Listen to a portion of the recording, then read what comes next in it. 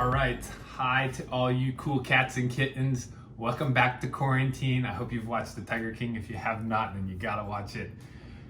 Today I'm gonna talk about how to use your PPP loan and ensure that it gets forgiven once it gets approved. In the last video, I explained what the approved expenses are for the PPP loan. So if you are curious about 1099 contractors and whether they're covered and forgivable or whatever else, make sure to go back one video and watch that one. It sets a good stage for this. All right, so let's jump in. I want to talk to you about how to use your PPP loan and ensure that it gets forgiven.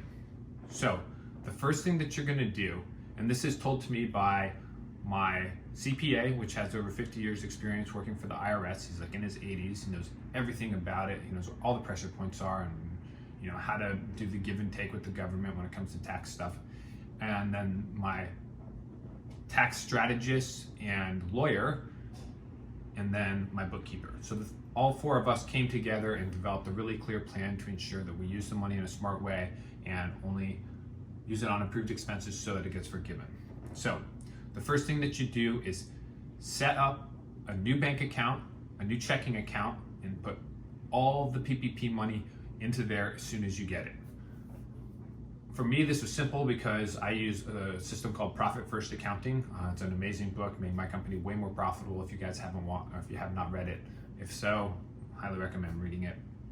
But anyway, I have a bunch of bank accounts set up, like 7 of them for one company.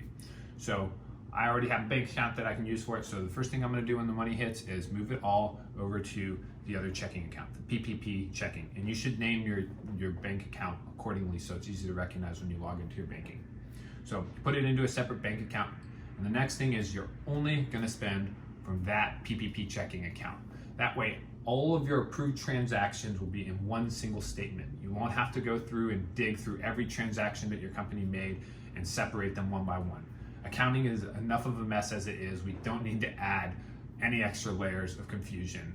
And doing reporting and categorizing, it's all just messy as it is. So do it all from only one checking account. That way, when it comes time to apply for forgiveness, you just run a statement for the last 10 weeks, export it, and boom, job's done. Here's all of the approved expenses, exactly how we used all of the money. The last thing that I will recommend here is to hold off on approved expenses until you get the PPP loan. So don't use forgivable loan money or unforgivable loan money from before, so like just profit that you have as a company, don't use that for your expenses if you don't have to. Hold off as long as you can and apply the PPP loan against all of your approved expenses. So try to isolate all of them into that 10 weeks and pack as much in as you can and utilize the whole loan. Spend every penny of it, but only spend it on approved expenses.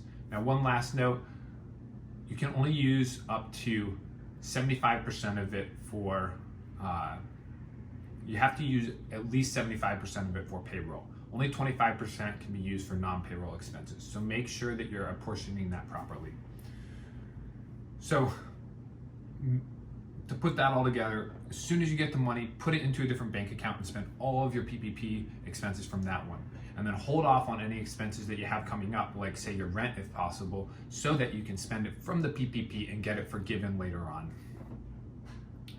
All right, so now let's figure out what expenses you're gonna use the PPP loan for. As told by my lender, Lendio, salary, wages, commission, and other similar forms of compensation. I'm gonna pause right here and explain to you my strategy here. So one, your salary, your pay, is protected by this PPP plan. So make sure to pay yourself, right? If you haven't set yourself up for W-2, I talked about this in the other video, now would be the time because you can payroll yourself and you can write off your own expenses, your own salary. So that's all profit in your pocket, which will be approved for forgiveness. A lot of people think they can only pay their employees. In this case, we can pay ourselves too. We are an approved expense. So I'm gonna set myself up for W-2, I'm gonna give myself a certain salary, and I'm gonna write that off at the end of the term and get it forgiven. Second, hire new employees, right? So say your team is at full capacity and you're working really hard and you could use just a little more help. Now is the time to hire them because you're gonna have a lot more funding from the PPP loan. You got 2.5 months of funding from this. So Now is the time to hire those new employees who you need, the ones who you interviewed and didn't have the money to hire at the time, because you're going to get 2.5 months of this person working for you, which is a pretty standard grace period for employees. Normally a grace period is 90 days where they you can't really get fired. So this is the perfect time to test out that employee that you really wanted to hire. Simple as that, right? Get them for free for the next 2.5 months, and if it doesn't work out, you can let them go. If it does, all right.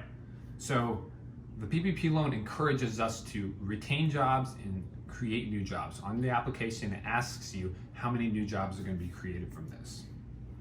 All right, so let's keep it rolling here. Don't forget, pay yourself as part of the PPP loan from the checking account that you set up. Same with hiring your new employees. Other things that you can pay for: paid vacation, parental, family, medical or sick leave, allowance for dismissal or separation, healthcare benefits, retirement benefits, state and local taxes, and assessed on the employee compensation. So that's all the payroll stuff. I think that is pretty valuable, knowing that we can pay ourselves out of it. So let's move on to the other business costs. Okay, interest on any mortgage obligation, excluding prepayment or the principal of a mortgage. So you can't just take it and pay off your house with it or pay off your office with it. You can only do it on the interest there. Rent, of course, hugely valuable, right? Make sure to isolate your rent to inside of those 10 weeks and pay all from there. That is the ideal situation. Okay. Utilities, of course, this is a fixed operating expense. Definitely something you want to cover. Simple as that. Pay your utilities with it. All right, the last thing I want to talk about is have a professional do your accounting during the PPP period so that you reduce risk of non-forgiveness. So I have a bookkeeper. It's simple enough, right? Just have him manage all the transactions in that one account. Clearly mark all the transactions. If they're in one checking account, it's going to be simple. You just export that list after. Use only one bank account and make sure he covers all the bases and has a third eye perspective on your application for forgiveness before you submit it. It's much better to have somebody else who's not involved in the business, isn't in the weeds every day, just takes a third-party perspective and can have a really clear, logical outlook on this. All right, so that pretty much covers it. I hope this was helpful for you guys. Remember, pay yourself, hire new employees, and isolate the spending from one account. All right, I'll see you in the next video. Cheers.